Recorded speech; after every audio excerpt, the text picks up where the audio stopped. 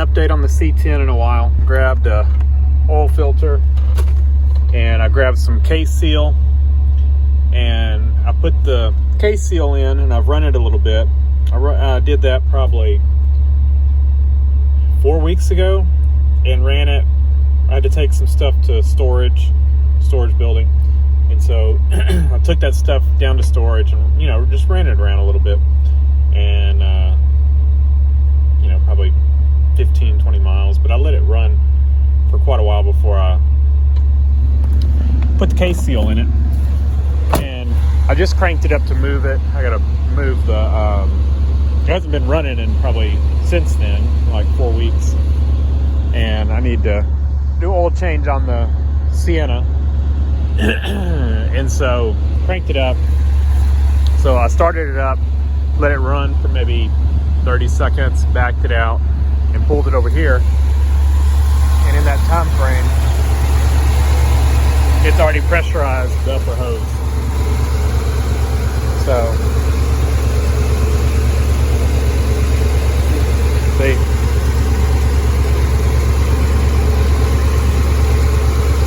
and that coolant is not hot, so it's still blown. Case seal did not fix it, so unfortunately we need to make a decision on what we're going to do with this thing. So what are the plans?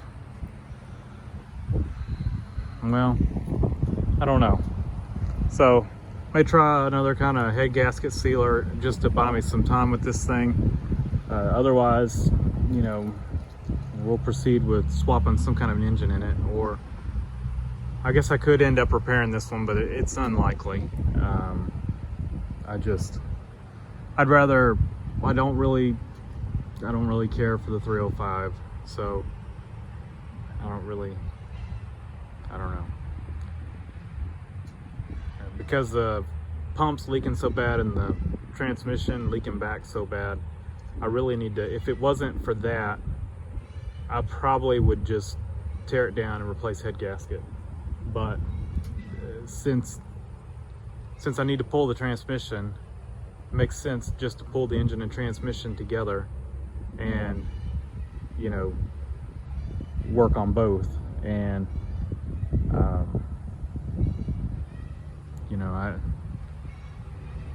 I don't know. I guess we'll see what I decide to do with it, but I wish I had more of an update for y'all, but that's pretty much all I got. Yeah. So stay tuned. Probably what I'll try to do in the immediate future is clean out the shop a little bit, and I need to sell my boat, and I want to get this thing in the shop, and so I want to work on it in the shop, and then I'll probably pull the engine, transmission, and we'll kind of decide from there. But in the meantime, I've got my eyes out for some kind of an engine to put in it, and I don't know yet what that'll be, but if I could find a good deal on a 4BT, that's probably what would end up going in here. And I just think that would be second option would be an LS, and the reason I say an LS is just because I can get one so cheap. You can get a running driving Suburban or Tahoe for probably $1,000. One just needs a little bit of work. It's probably nasty on the inside and outside, but it's got a decent running engine. I don't care if it runs good. I don't really care about the mileage. But anyway. But yeah, a 4BT would be cool in this thing. 6BT is just too heavy for it. It's a half-ton truck. I'm not putting a 6BT in it. And 4BTs, the problem is they're just so expensive. Everybody wants so much money for them.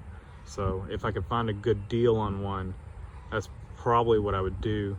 At least that's kind of what I'm thinking now. But anybody else knows of any easy to lighter weight, 4BT is still heavy, but in that weight range, diesels that would be easier to find and cheaper to find than a 4BT, let me know. You just don't find like the Perkins and stuff like that around here.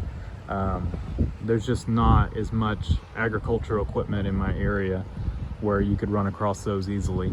And normally on anything like that, you know, by the time you buy it online, they want too much money for it, and then shipping kills it. So that's not really an option. You know, you almost have to be somewhere where that stuff is common, and just keep your eye out for a good deal and buy it local. But anyway, the pollen's heavy. We're in spring, and yeah, it's that time of year when your vehicles turn yellow. So we'll do something on this thing. I just don't know what yet, and it'll get some love, and it needs to get inside and where it's not getting rained on and the sun baking the paint. I hate that. So stay tuned. We will keep it. We will get it back on the road, I guess. You can see it's been off the road a little while, just because it's had these issues, or this issue. So I thought I had it repaired, and it had gunk in the cooling system, and that's kind of what kept me from driving it. And turned out that was signs of the blown head gasket. So thanks for watching. Leave a comment down below, hit the like button, and subscribe for more.